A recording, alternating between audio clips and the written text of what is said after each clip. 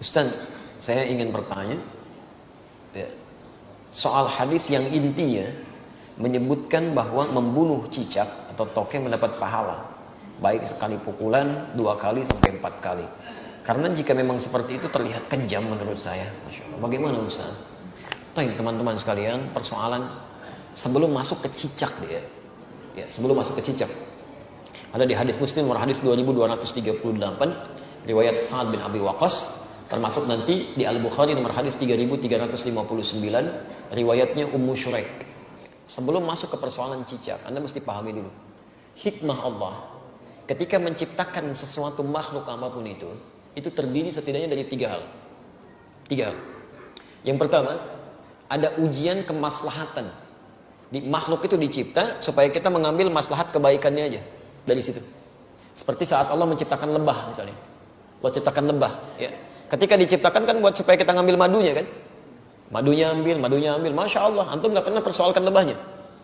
Diambil manfaatnya, dari madunya, dari sengatannya untuk obat dan sebagainya. Di hewan ini, ketika diciptakan oleh Allah Subhanahu wa Ta'ala, memang penciptaannya adalah ujian maslahat untuk kita, supaya kita mendapatkan maslahat dari situ. Setiap antum ambil, niat karena Allah, ada pahala di situ. Dan lebah menunaikan tugasnya sesuai dengan izin Allah Subhanahu wa Ta'ala dan perintahnya.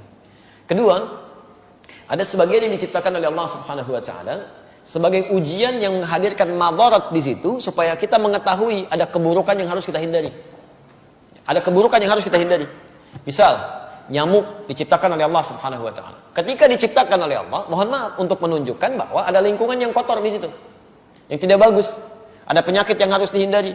Makanya ketika dia ditunjukkan oleh Allah, dia muncul fitrahnya, dia memang mesti, misal dieksekusi, dibunuh kan? Kenapa dia mesti dibunuh? Karena di lingkungan itu ada yang kotor, plus dia pun membawa kotoran yang mungkin bisa berpindah satu dengan yang lainnya.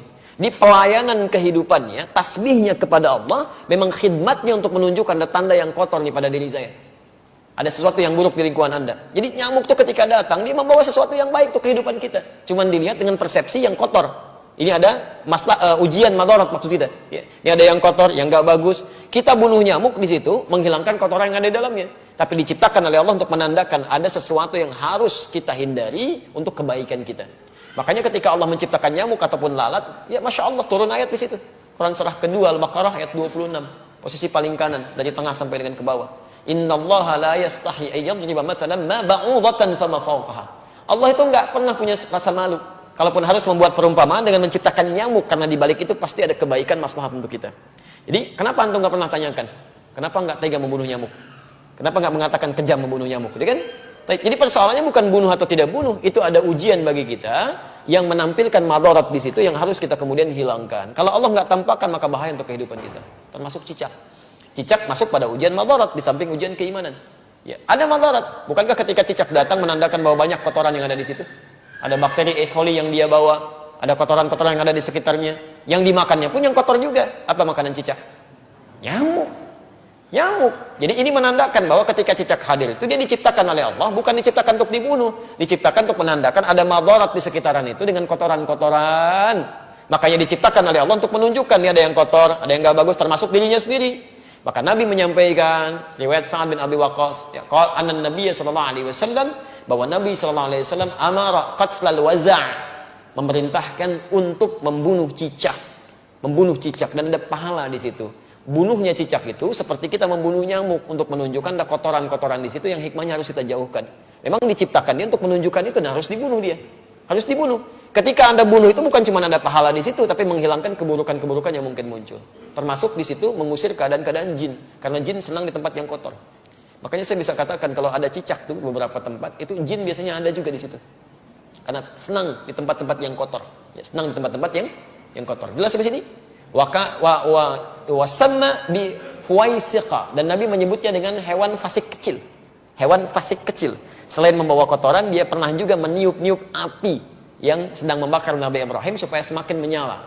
Ya, diharapkan menjadi dingin dan teduh, ini malah ditiup-tiup oleh hewan ini. Makanya ketika Anda membunuhnya, bukan cuma menghilangkan kotoran, tapi plus ada pahala di situ. Pahalanya di situ dengan sekali pukul ada 100 kebaikan, kan? Berdasarkan hadis riwayat Al-Bukhari dari Ummu Syuraik, nomor hadis 3359. Dan terbunuhnya cicak itu menghadirkan bagusnya kebaikan-kebaikan dengan menghilangkan kotoran yang ada di dalamnya. Jelas di sini? Di antum pahami dulu ini hikmahnya. Kalau nggak paham hikmahnya, Masya Allah nanti muncul macam-macam. Wah ini kan melanggar hak asasi kehewanan misalnya kan. Masya Allah. Ada macam-macam lah. Nyamuk kan tuh nggak bilang gitu. Nyamuk kan sama aja. Kenapa nggak bilang antum nyamuk kejam?